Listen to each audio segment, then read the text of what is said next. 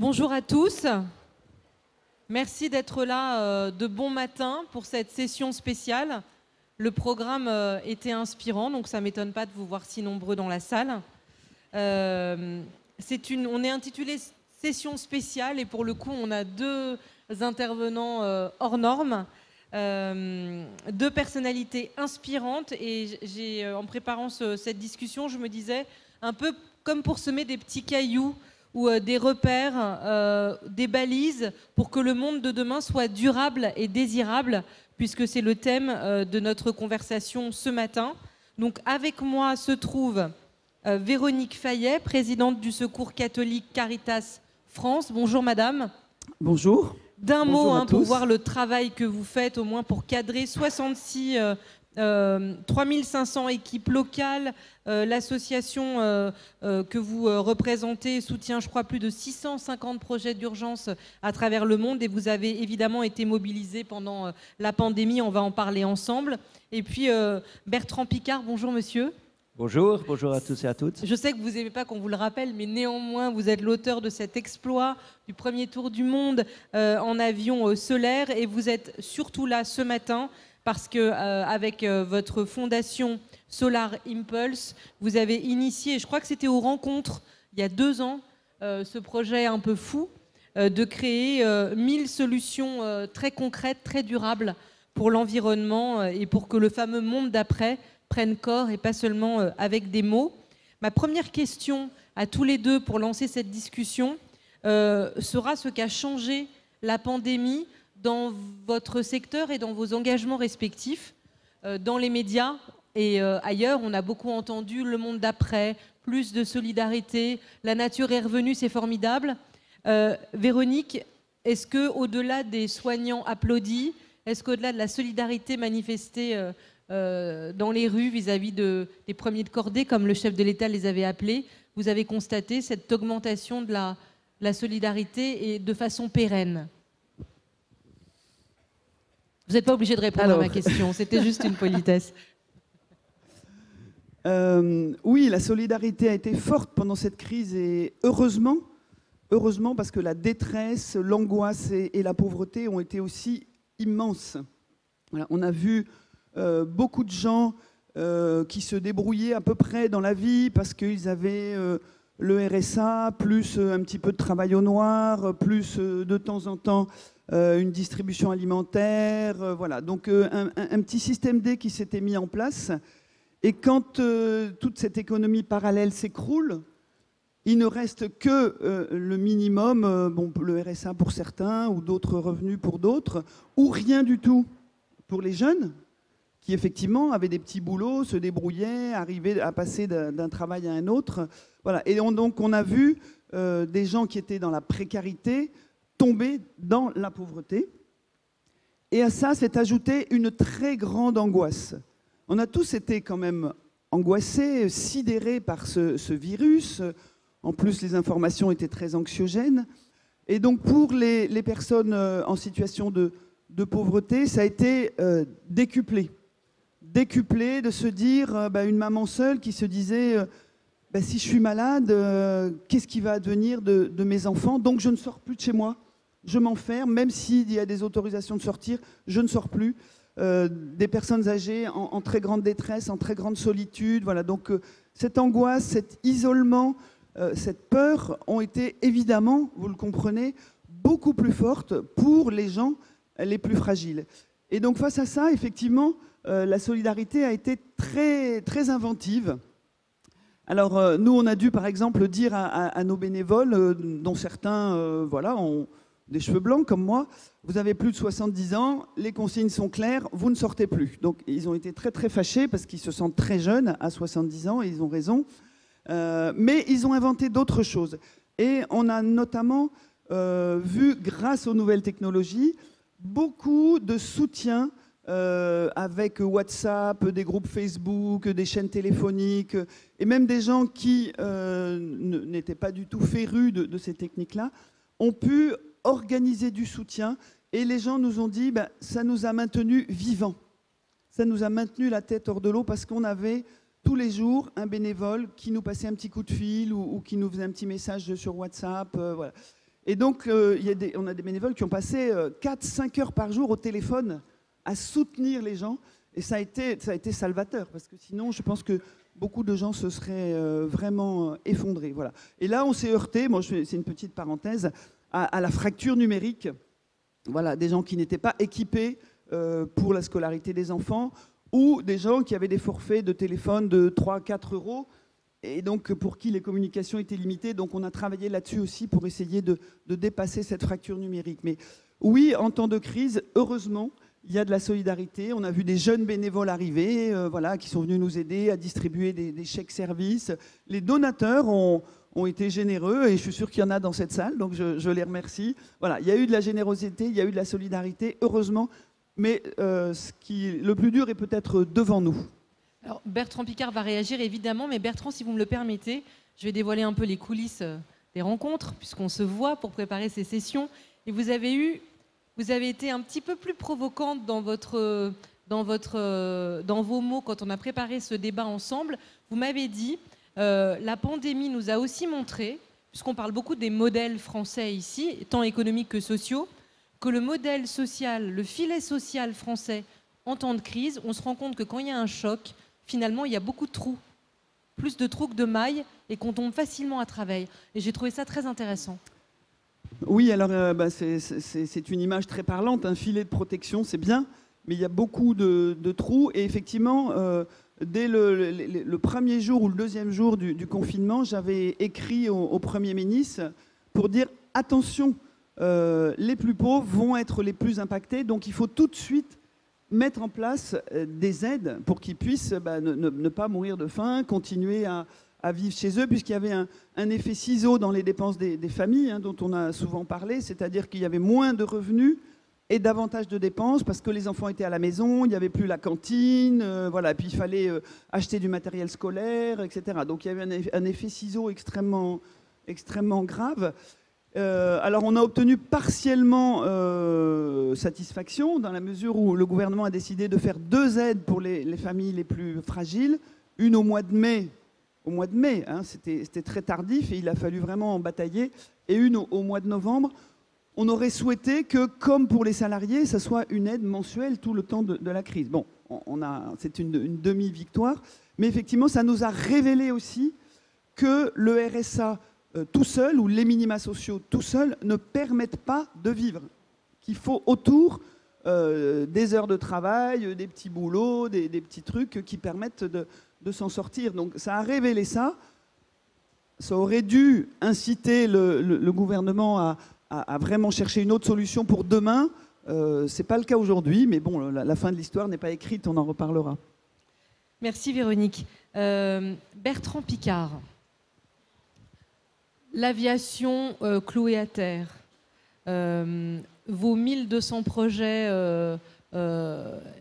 listés, est-ce que quand on a vu cette industrie, cette économie qui s'arrêtait avec ce choc du virus, on est venu vous voir en disant mais vos projets qui sont compatibles avec l'environnement, qui sont là, qui sont dans des start-up, qui sont prêts, clés en main, on les veut tout de suite maintenant? En bref, est-ce que vous avez été assailli de demandes avec cette prise de conscience au sortir de la pandémie? Oui. Ah, ça c'est bien. Oui, et pour une raison très simple, c'est qu'en fait, si il y a beaucoup d'inégalités dans notre monde, si l'économie n'arrive pas à répondre aux besoins de tous, c'est parce qu'on vit dans un monde de gaspillage et d'inefficience. C'est ça qui est terrible. Une grande partie de l'énergie qu'on produit est perdue. Une grande partie de la nourriture qu'on produit est perdue, qui est gaspillée. Même les déchets sont gaspillés parce qu'on ne réalise pas que les déchets sont des ressources à utiliser en économie circulaire. Donc finalement, quand on parle de pauvreté, qu'on parle d'inégalité, et quand on parle de pollution et de changement climatique, on est dans la même cause. On est dans cette cause d'inefficience et de gaspillage. Et ce que nous faisons avec la Fondation Solar Impulse, c'est d'essayer de relever un peu partout dans le monde des solutions qui sont très concrètes pour devenir efficients, pour éviter le gaspillage, pour protéger l'environnement, mais tout en étant financièrement rentable, c'est-à-dire tout en créant des emplois et en permettant à l'économie de fonctionner. Et je pense que c'est une des manières de résoudre les problèmes d'inégalité, les problèmes de chômage, les problèmes de difficultés sociales et d'augmentation du pouvoir d'achat.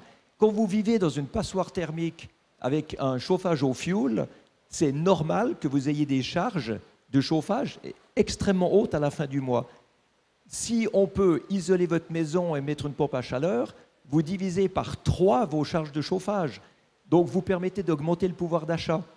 Donc, il y a énormément de liens entre la protection de l'environnement et la lutte contre la pauvreté. Et un exemple sur ces 1000 projets, depuis qu'ils ont été, puisque vous parcourez le monde avec vos équipes pour les repérer, pour les aider, vous les mettez en lien avec des investisseurs, vous déclenchez votre réseau pour essayer que ça se concrétise. Un exemple peut-être d'un de ces projets qui vous avez particulièrement, sur lequel vous êtes particulièrement enthousiaste et qu'on va peut-être découvrir dans les prochains mois, dans les prochaines années? Alors, il y a des projets industriels de récupération de chaleur perdue dans les usines, etc., mais ça ne touche pas notre sujet. Il y en a une de ces solutions qui s'appelle Too Good To Go, qui est labellisée à la Fondation Solar Impulse. C'est une plateforme qui permet d'appeler des gens qui ont besoin de nourriture au moment où on arrive en date de péremption et que la nourriture est jetée. Il y a des tonnes de nourriture jetées à la fin de la journée. Et Too Good To Go permet de faire des paniers pour des gens qui en ont besoin et qui peuvent venir les chercher pour une somme très modique. Donc c'est beaucoup moins cher que si on l'achetait normalement, mais c'est beaucoup plus rentable que si c'était jeté. Vous disiez, vous avez cette expression aussi, Bertrand Piccard, et je pense que ça va faire réagir Véronique. Vous disiez, monsieur, vous dites d'ailleurs, le gaspillage du monde d'avant est un facteur d'inégalité. Ah mais complètement. Il y a bien assez de nourriture pour tout le monde, il y a bien assez d'énergie pour tout le monde, il y a bien assez de tout pour tout le monde. Mais on vit dans un monde qui, paradoxalement, est devenu le moins cher possible. Et on croit qu'en vendant les choses le moins cher possible, ça va favoriser ceux qui ont peu de moyens, mais c'est exactement le contraire. Parce que les marges des entreprises se réduisent, ils sont obligés de vendre de plus en plus pour pouvoir survivre en tant qu'industrie. Et ils vendent des choses qui sont de moins en moins saines en termes de nourriture et de moins en moins de bonne qualité en termes de durabilité. Donc finalement, si on a peu de moyens aujourd'hui et qu'on doit acheter des choses pas chères et qui ne durent pas longtemps, ça coûte beaucoup plus cher, ça fait beaucoup plus de déchets et ça pollue beaucoup plus. Et c'est ça qu'il faut inverser. En fait, moi, ce que j'essaie de prôner avec la Fondation Solar Impulse, c'est de découpler le PIB de la quantité de production et de consommation pour coupler le PIB à la qualité de l'efficience. Et si vous pouvez vendre de l'efficience, vous vendez un service et ça ne peut que être favorable à l'environnement. Vous n'êtes plus en train d'inonder le marché de produits de basse qualité, vous êtes en train de créer de l'emploi pour pouvoir aider les gens à être plus efficients, à gaspiller moins et avoir de la meilleure qualité. Et c'est ce changement d'esprit qui me paraît fondamental et c'est là que la technologie peut aider. Alors, je vois déjà votre question suivante. La technologie, ça y est, on nous amène des questions d'innovation qui vont finalement amener la science à faire encore plus de mal pour l'humanité. Non, je pense que là, on a de la technologie qui permet de résoudre un grand nombre de problèmes d'aujourd'hui. Et si on doit changer des comportements, changeons les comportements quand il faudra, mais commençons déjà par arrêter ce gaspillage insupportable et qui est basé sur les technologies d'il y a 100 ans. Ce qu'on utilise comme chauffage, comme isolation, comme moteur, comme processus industriel, ça a 100 ans, c'est le début de l'ère pétrolière. Alors on monte notre téléphone portable, dernière génération, pour faire croire qu'on est moderne, mais on n'est pas moderne. On est complètement archaïque. Et c'est ça qu'il faut moderniser. Et imaginez-vous, si on peut moderniser toutes nos infrastructures, tous nos bâtiments, tous nos systèmes de chauffage, d'industrie, etc., et que c'est financièrement rentable parce que les économies d'énergie et de ressources permettent de financer tout ça, mais vous avez résolu une grande partie des problèmes de chômage pour des dizaines d'années. Non mais là, on vote pour vous tout de suite, voyez. Quand vous nous dites ça, ça semble clair, limpide. Est-ce que c'est un message qui est vous voyez beaucoup de chefs d'entreprise. Il y en a là pendant ces 3 jours-là qui expliquent aussi comment ils essayent de changer, d'être plus vertueux et de créer de l'emploi. Quand vous les rencontrez, ce que vous dites là, ça fait écho à des start-upers, à la jeune génération, ou aussi les mastodontes là, qui créent les marchés à eux tout seuls vous entendent quand vous déroulez cette logique? Mais oui, parce que je ne parle pas simplement d'une utopie de protection de l'environnement et de durabilité par de la décroissance, par des sacrifices, parce que ça fait peur à tout le monde.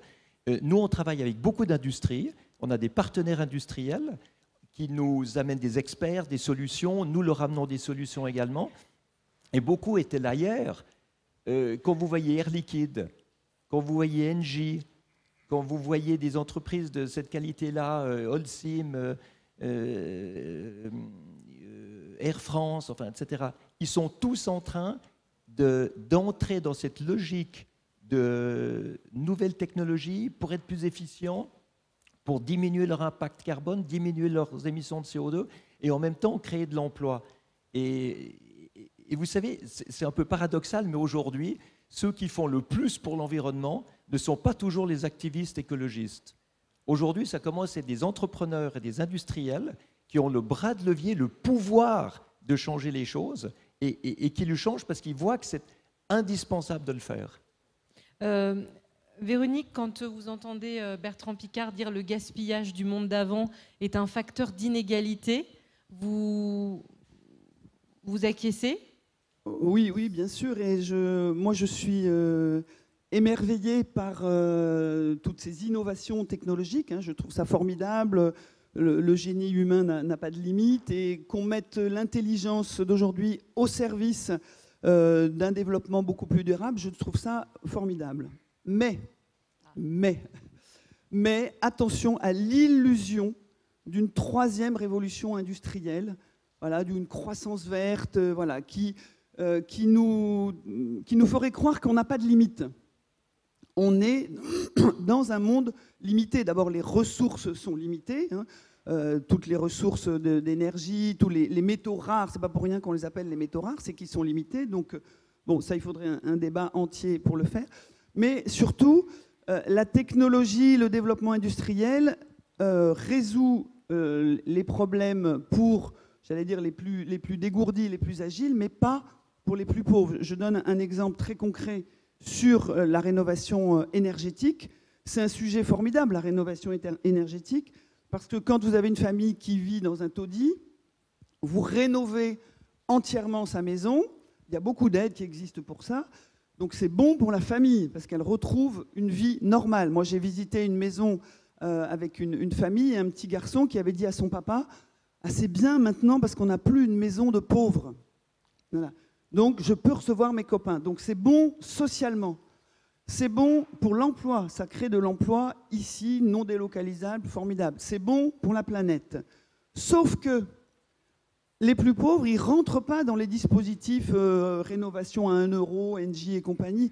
On a été obligé de monter un système dans la Somme et qui va se développer sur toute la France pour accompagner des propriétaires très pauvres qui vivent dans des maisons qu'ils ont laissé se dégrader au fil des années parce qu'ils ont comme revenu 600 euros, 700 euros de retraite. Et on leur dit il y a des dispositifs formidables, mais il faut faire un dossier haut comme ça. Il faut faire l'avance des frais, impossible. Il y a un reste à charge, impossible. Et surtout, il n'y a pas de confiance.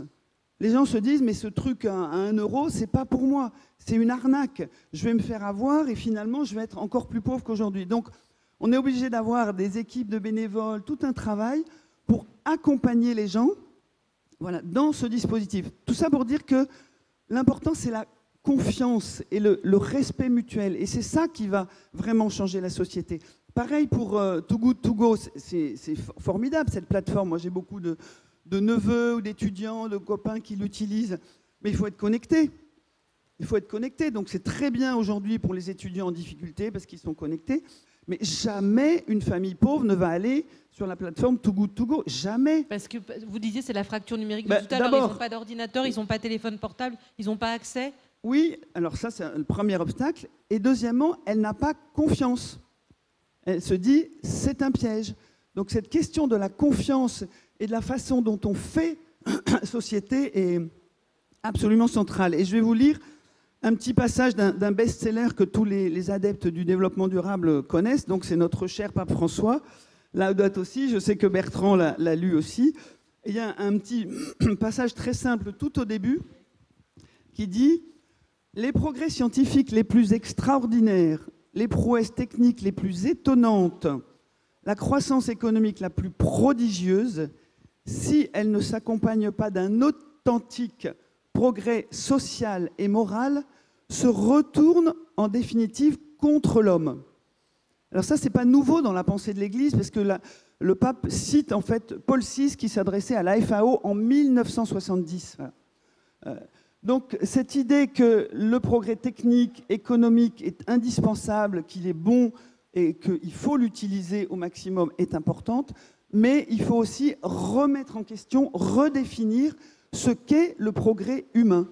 Et le progrès humain, c'est la rencontre entre les hommes, c'est recréer de la confiance, recréer de la fraternité. C'est un mot qu'on n'a pas beaucoup employé hier dans les journées, dans les premiers travaux, mais recréer de la fraternité entre les gens. Sinon, on aura beau être très, très créatif, imaginatif, etc. Ça profitera au plus grand nombre, mais jamais aux plus pauvres. Et les plus pauvres sont de plus en plus nombreux, non seulement en France, mais dans le monde aujourd'hui. Donc voilà, cette invitation, d'ailleurs, le pape François a écrit la suite. Si vous avez aimé Laudato si, vous allez adorer Fratelli Tutti. Donc la suite, c'est Fratelli Tutti, tous frères.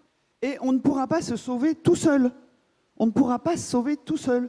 Donc il faut réfléchir à partir de la vie des plus fragiles et des plus petits. Ça, j'imagine que ça vous interpelle, Bertrand Piccard, quand on a la foi de l'innovation et du changement comme vous, d'entendre Véronique qui dit « Attention, on laisse une partie de l'humanité sur le chemin si on n'inclut pas l'innovation et la fraternité. » Moi, j'ai l'impression que nous sommes indissociables dans nos actions. C'est-à-dire, il faut dire merci aux rencontres de vous avoir réunis ensemble ce matin. Il faut les deux. Il faut les deux parce qu'une seule de nos approches ne suffirait pas. Mais il faut bien voir une chose, et moi c'est de ça que j'ai discuté avec le pape François, c'est que le Laudato si, c'est un texte magnifique pour ceux qui sont capables de le comprendre, pour ceux qui sont dans la possibilité de l'appliquer. Parce que dire qu'on est tous frères et sœurs, qu'on doit respecter l'environnement, qu'on doit respecter les autres êtres humains, qu'on doit être généreux, altruiste, c'est juste. C'est juste, mais la nature humaine, malheureusement, ne permet pas à tout le monde de fonctionner comme ça. Et quand on est chef d'entreprise avec 10 000 salaires à payer, quand on est en campagne électorale ou quand on est président d'un pays ou Premier ministre, etc., il y a des impératifs d'urgence qui font qu'on doit créer de l'emploi, on doit créer du profit, on doit avoir des entreprises qui tournent. Et si on dit que le progrès technique doit passer après la solidarité, on n'est pas écouté par ces gens qui sont ceux qui prennent les grandes décisions. Donc il faut ce langage-là, mais il ne suffit pas pour ceux qui ne peuvent pas l'appliquer.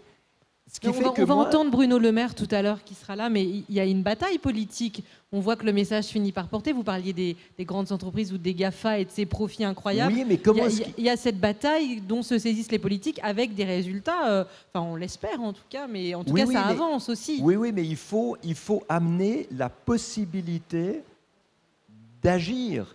Il faut amener les solutions techniques qui permettent aux entreprises de pouvoir être plus solidaires. Donc, c'est pour ça que moi, je travaille beaucoup. Enfin, moi, je suis psychiatre aussi. Donc, sur le plan humain, je suis 100% d'accord avec vous et 100% d'accord avec le Laudato si. Mais ce que je vois aussi, c'est que la nature humaine n'est pas prête à ça dans tous les domaines. Donc, ce que j'essaye de faire, c'est de parler à ceux que le Laudato si ne touche pas. C'est-à-dire de parler à ceux qui ont les mains dans le cambouis toute la journée à essayer de faire tourner leur entreprise ou leur pays. Et j'essaye de leur amener des solutions. Mais vous dites pas de culpabilité, vous rendre tout ça désirable. C'est-à-dire, pour rendre ce message désirable, il faut donner les outils il faut donner les solutions, il faut donner les technologies pour que ça puisse se faire.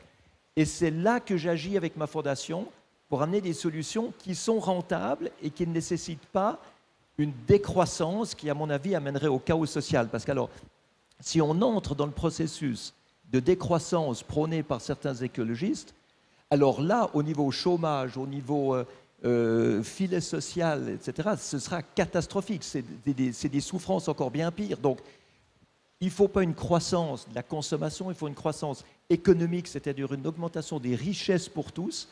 Et ça, je pense qu'on peut y contribuer. Alors, j'ai un maître du temps qui me fait un signe extrêmement menaçant. 2 minutes, oui. Un mot de conclusion, Véronique, et on laisse la Oui, parce que parole moi, je à la parle pas suite. je parle pas de décroissance, d'ailleurs le pape non plus, mais par contre, on peut parler de sobriété. Et je pense que c'est une société désirable, hein, on emploie souvent cette expression, c'est une société dans laquelle on aurait sans doute moins de biens et beaucoup plus de liens.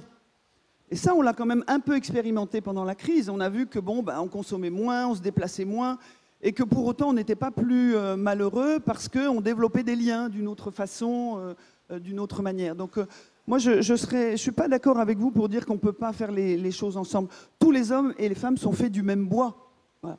On a tous une sensibilité, mais effectivement, le déclencheur, ça va être la rencontre. Tant que vous n'avez pas rencontré, j'allais dire physiquement, charnellement, le pape le dit très bien aussi, des personnes qui vivent la pauvreté, tant que vous n'avez pas écouté ce qu'elles vivent et ce qu'elles désirent profondément, et vous serez étonné que souvent elles ne désirent pas beaucoup plus de bien, elles ne désirent pas forcément des choses extraordinaires, mais elles désirent juste être entendues, être respectées, que leur dignité soit reconnue, avoir un travail digne.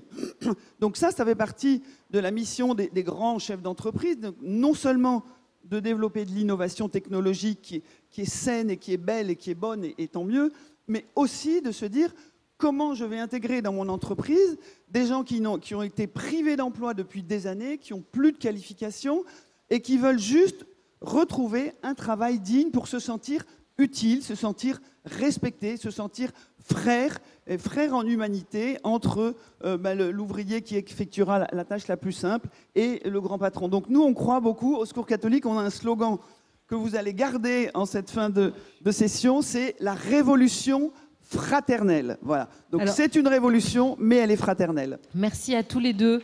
Merci beaucoup.